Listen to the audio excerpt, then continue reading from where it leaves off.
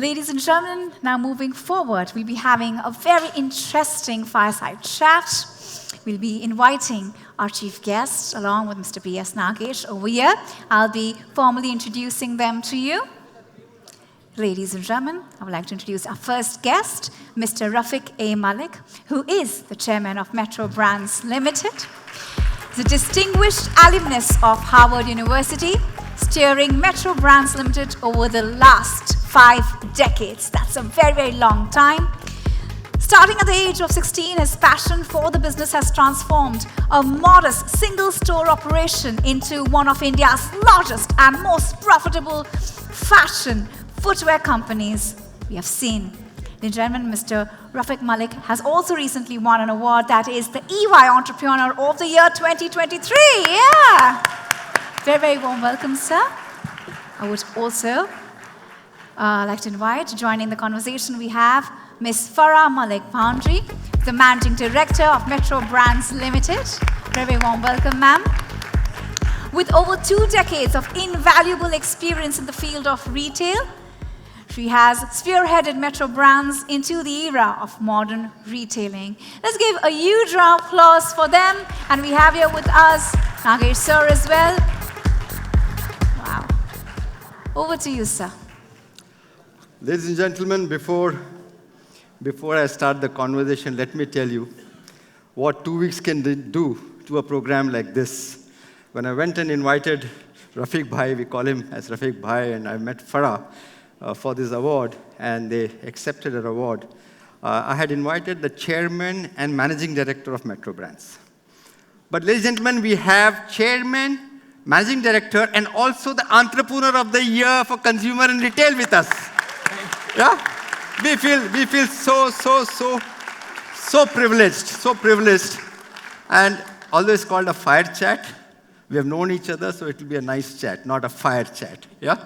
Rafique Bhai, I don't know how many know, they have read your stories, but you started this career at about 17 years?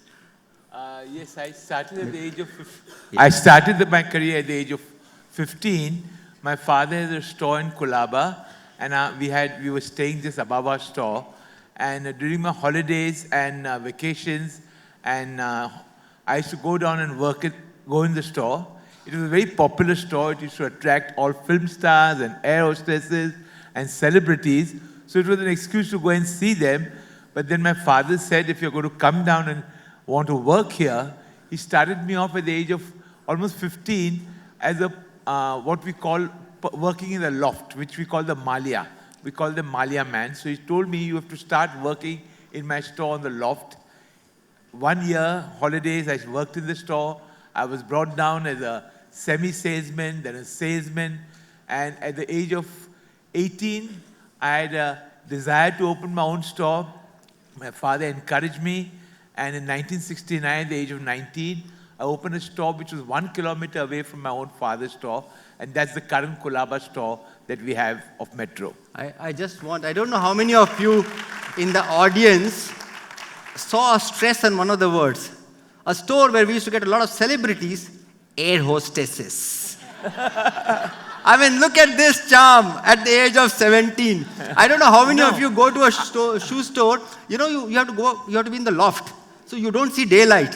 So if he was seeing celebrities and air hostesses, he must be peeping out of the hole on the top. See, it's a very interesting story. My father realized in those days the use of influencers. In those days, there were 2 kinds of influencers. One were the air hostesses, which were few people who could fly abroad and get exposed to new fashion, so they would always be fashionable. And second was the Parsi community. So what he did, he became the official uniform shoe supplier to Air India. Wow. So they all had to come to our store to get their uniform slippers.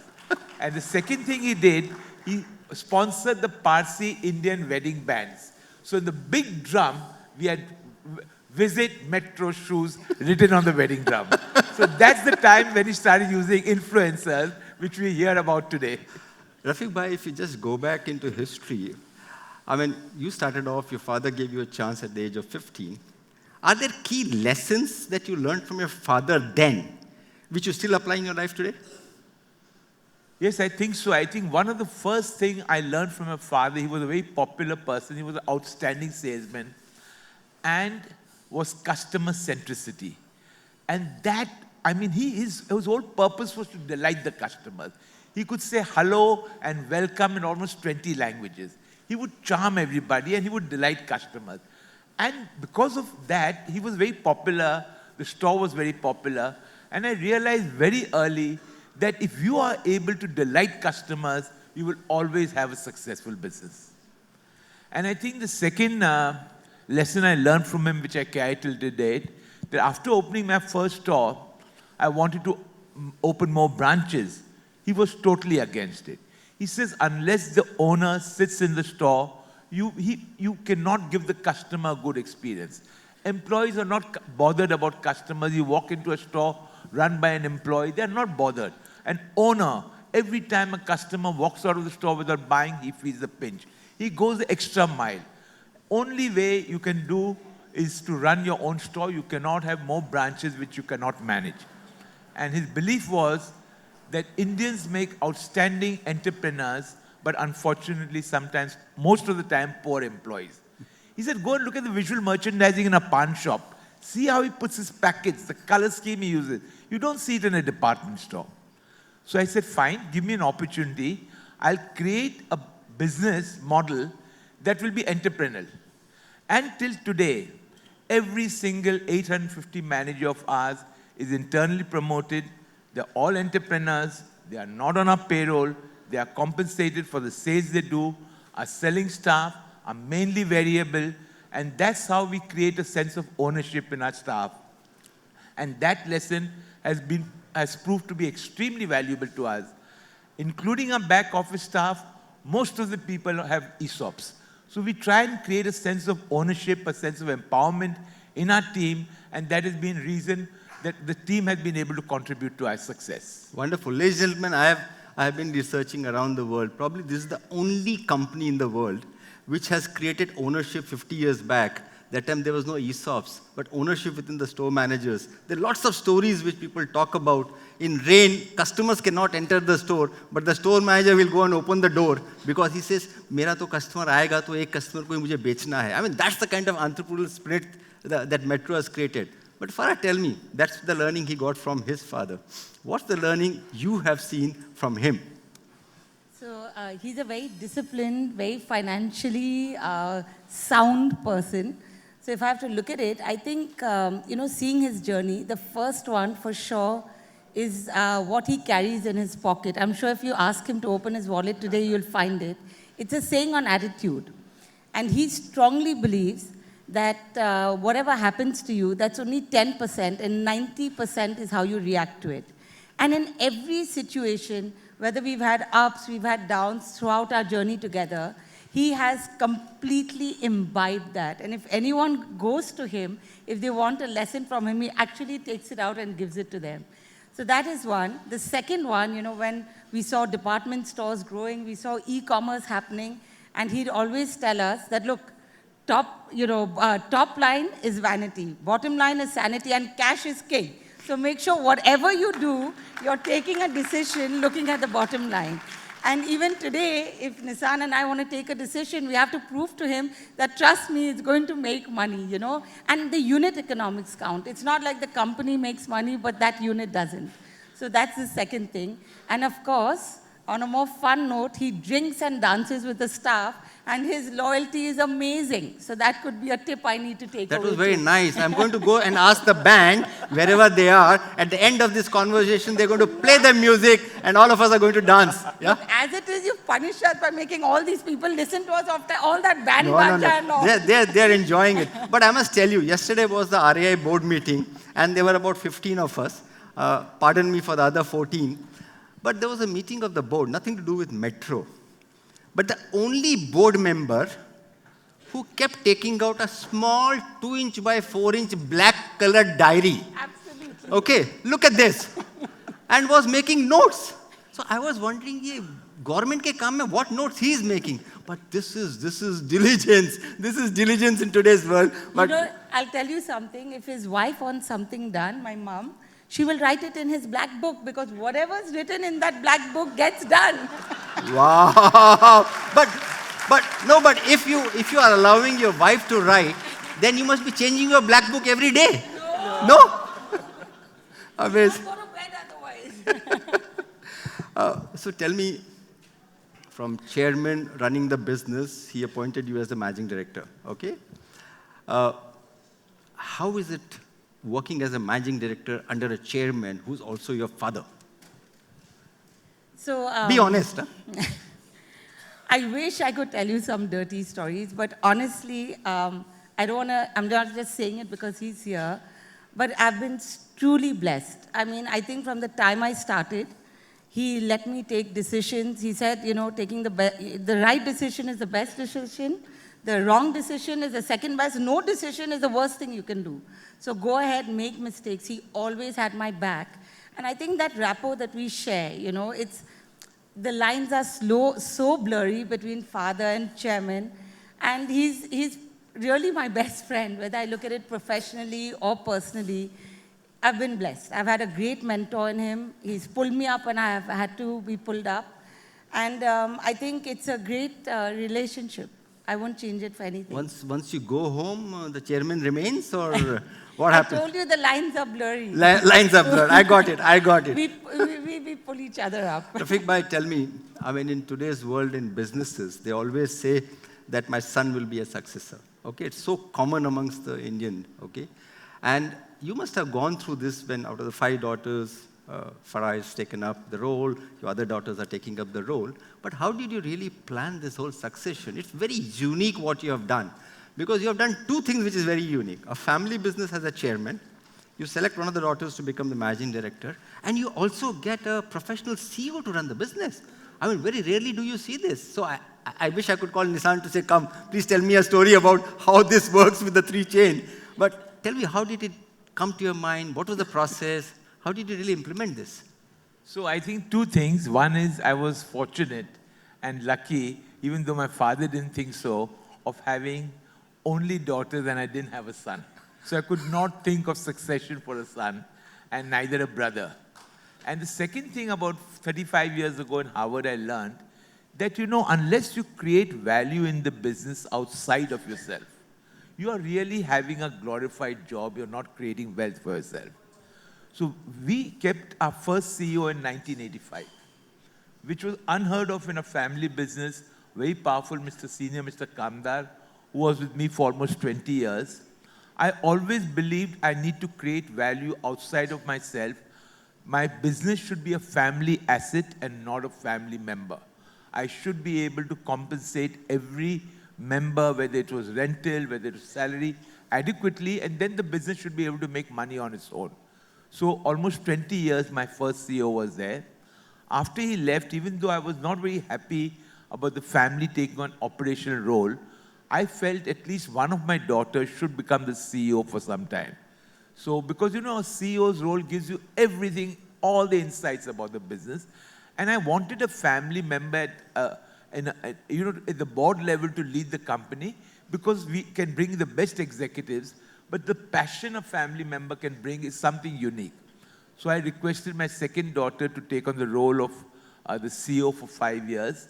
And then we were very fortunate to have somebody we knew, Mr. Nissan Joseph, who's now been our CEO and is leading the company in a fantastic manner.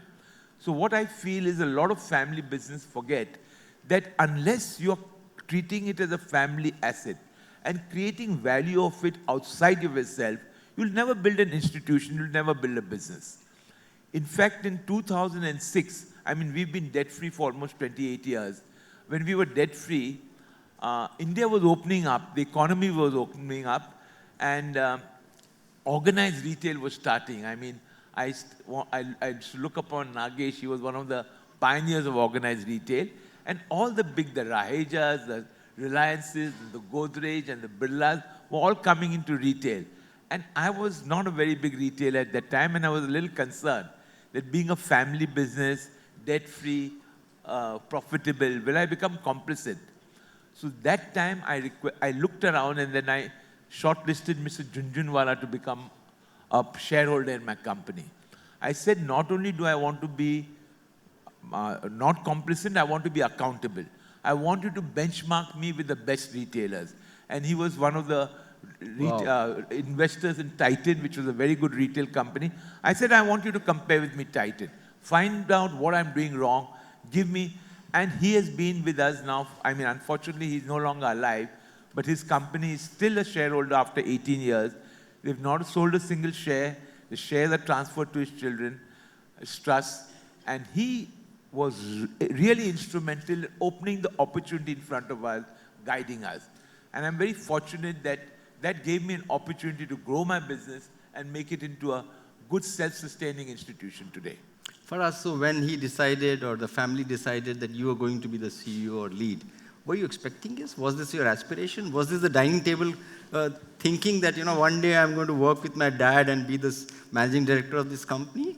Or were there goosebumps and butterflies, and how did the whole process go? Honestly, when I came in '99, our contract was for 1 year. So I graduated from the university in the States and decided I want to stay there. I didn't want to come back. And he said, okay, give me 1 year, and then you go back. So I had got a job there. I said, fine, 1 year, and that's how I came. So it was definitely not something I had planned for. And I just had such a good time because I got to learn so much from such a different level, and never really thought to look back. I keep telling him I'm not working to be CEO, MD. It's just something that we passionately are now involved with. And especially when we get our purpose is to get everyone on their feet, and honestly, that's what gets us up every morning. That we were making an impact on so many people, whether it's in our head office, whether it's in our front end, it really rejuvenates us to do what we keep doing.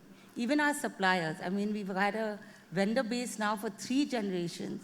And even today, when they come and they tell us, what we did, you do it and you forget, But it's just amazing what impact you can have.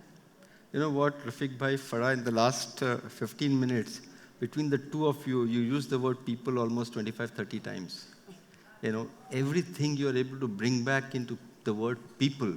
Rafique bhai, how does this come? Is it something ingrained, or because don't forget the 3 generations now. The Gen Z has come, the Gen A is coming in, okay, and we call ourselves millennials and baby boomers. I mean, how do you relate and you are still able to talk about people?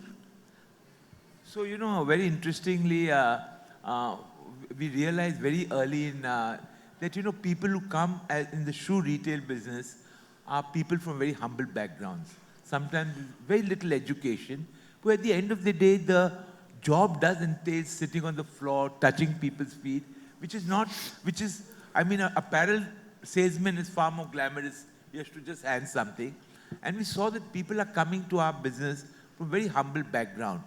And we said, this is an outstanding opportunity of creating good career paths for them. So even today, we have a recruitment from some slum colonies. What we do is we bring in people at the level like I started as a stock boy, bring them down to semi-salesman, then assistant manager and manager. All our 850 managers are all internally promoted. Wow. We have not brought a single manager from outside the company. 78% started their career as stock boys. Wow. 78% of our managers. Wow. Rest were either salesmen or semi-salesmen. And by giving them as what, I'm so proud of what Nagesh is going, by empowering them, giving them a clear career path, we are impacting their lives in so much different. Today, some of them have sent their sons abroad to study. Wow. With that kind of humble background. I'm so proud, like she said, we really believe, even our vendor base, and there were small karigars when we started, making something like 50, 100 pairs a month. Today, they have large factories, they have conveyor belts. So, we've been able to impact the entire ecosystem. And that is why I feel so, touched by what Nagesh is doing. Not only was he a pioneer in the organized retail, but by impacting the ecosystem in which he has worked, it gives him so much joy, and that is the same joy we feel. Thank you. I must tell you, ladies and gentlemen, that in my career for 3 years, I also worked in the footwear industry. I used to work for Corona, yeah? And yes, we used to serve our customers, so we have to touch the customer's feet, but in our own culture, touching the customer's feet is almost like touching anybody's feet. We take blessings. But I had another problem. When I and my wife used to go anywhere, I used to be always looking at the legs. And she kept saying, what the hell are you doing? But as a passionate retailer, I wanted to see what chappal she is wearing, what shoes he is wearing. But this is dangerous business from that point of view. Not only you have impacted people within this, but I mean, we started RAI in 2005. You have been part of the board. I have interacted with you. But I must tell you that you also looked at how to support the industry grow. So there is no selfishness in the business of growth. I mean, how does this come to say, let me help others? I don't think there's any retailer here who can say, we spoke to Rafique Bhai and we couldn't get an answer from him or we didn't get a response from him. I think every board meeting in the last 20 years, you've always been a person who's attended. So this larger than metro life, what is a message that you will give to others? No, I just think that, I've been, as you know, for over 55 years in the business. And unfortunately, almost organized retail started coming in the early 2000s. Shopkeeping and retailing was not looked upon in a very, it was not looked upon as a good. In fact, I remember I had to woo my wife's parents for 9 months before they agreed. It was, how can you marry a shopkeeper? It was looked down. And what you have been able to create with organized retail is you've given all of us pride.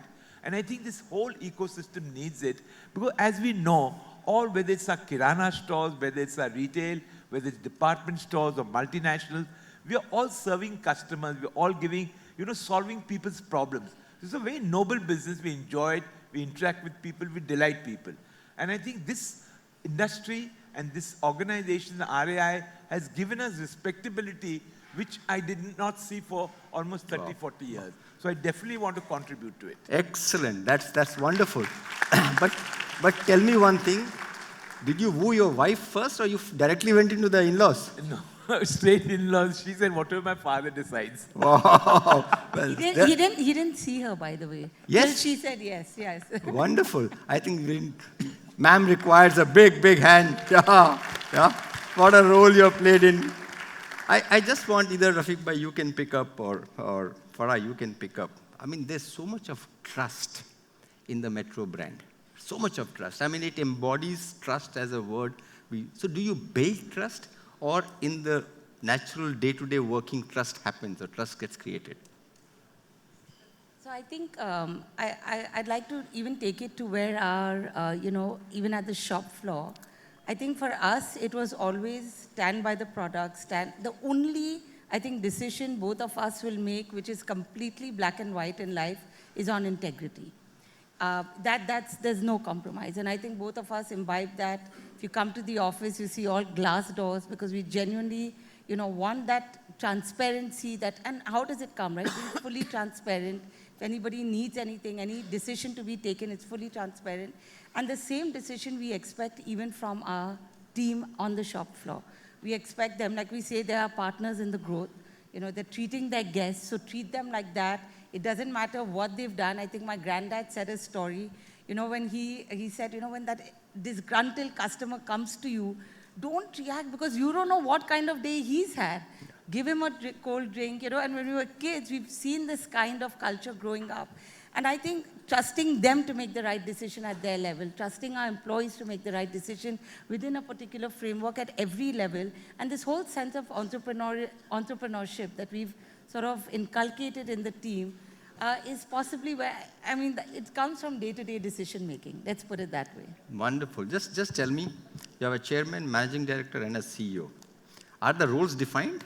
You said blurred, but I don't think it can be blurred. Okay. So when Nissan came, Nissan excuse, he's like, 3 months, I need a clear mandate, and you need to give me my space. And I still remember that conversation, and we joke about it now.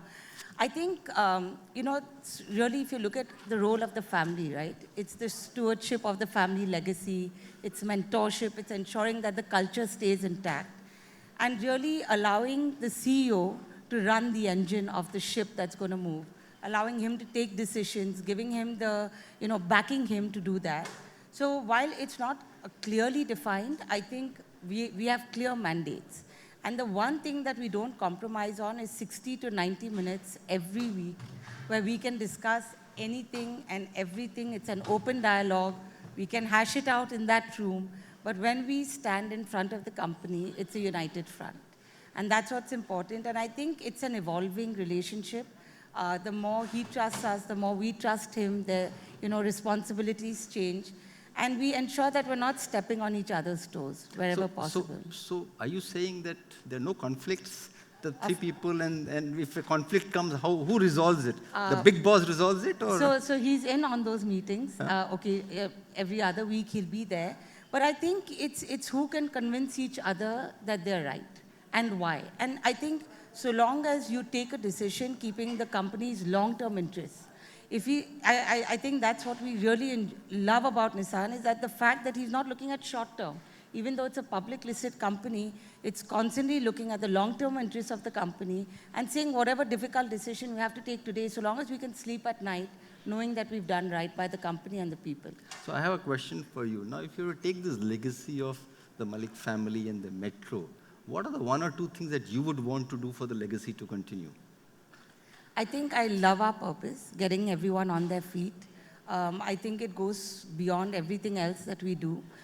You can continue to do it, you can build retail chains, but that dedication that you get from the team is because you care as much for them. And I think that legacy I definitely want to take away, continue to grow.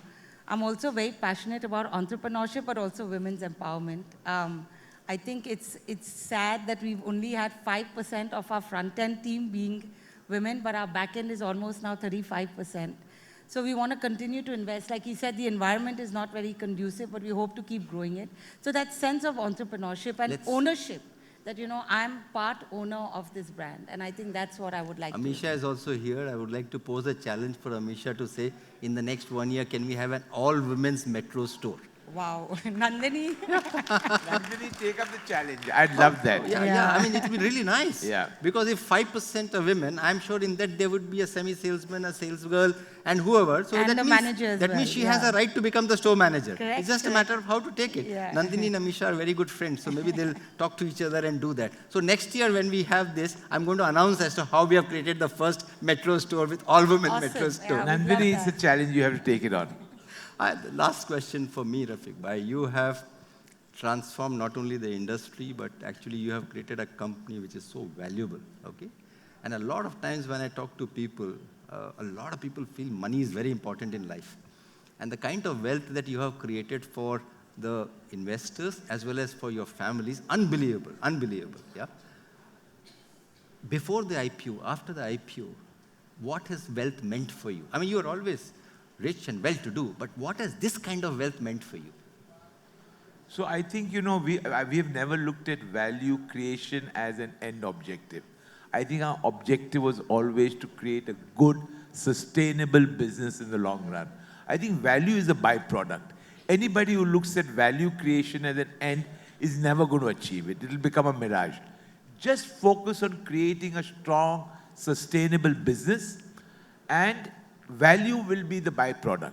Don't look at the value, because values are sometimes, quite this in the stock market, so, things go up and down. Just keep focusing on creating a good, sustainable, solid, long-term business.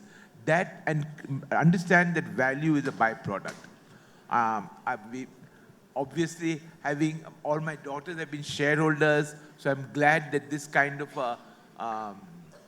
wealth creation has benefited them and their families. And obviously, we are doing a lot of CSR. We believe in a lot of philanthropy within our whole ecosystem. So I'm glad I'm going to be able to impact far more lives with this. We've not changed as human beings in the last 30 years in terms of how we stay or our life habits. I think we're very content as we are, so we are going to continue to be I must tell you, I have known you for almost 30 years.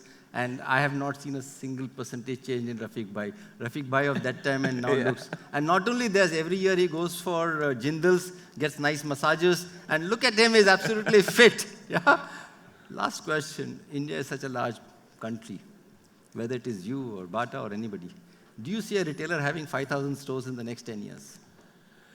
See, what I believe is that age of change, I don't even know what retail will look like in 5 years' time. We've seen after COVID how the customer changed, tastes have changed, how e-commerce become important. I don't even know whether I'll just have a studio with a large screen building 3D shoes for customers or what it will, the retail. I think what we must do is, what we have been trying to do is to anticipate and move along the chain. I mean, today we have so many brands from black, brown formals, we've gone to casuals, we've gone to Crocs, we've gone to Fila, we've gone to Foot Locker. We have to evolve as the customer evolves. And as the ecosystem evolves, the kind of technology evolves, I think we need to be nimble as a company. If it means more brick and mortar, definitely we'll have more brick and mortar. If it means creating different kinds of virtual experiences, we'll create different kind of virtual experiences. I think what we've been in the business since 1950 now, so it's been 74 years. And we are still surviving because we have adapted ourselves, we have changed, we are nimble, and as a customer change, we promise we'll keep satisfying them in their new needs. Wonderful. Ladies and gentlemen, that was Mr. Rafique Malik and Farah for you. This is amazing. We feel we are privileged. We feel we are privileged to have you here, sir. And I think everybody has learned so much from you. Thank you so much, sir. Thank you. Thank you so much. Thank you, Farah. Thank you. Thank you very much.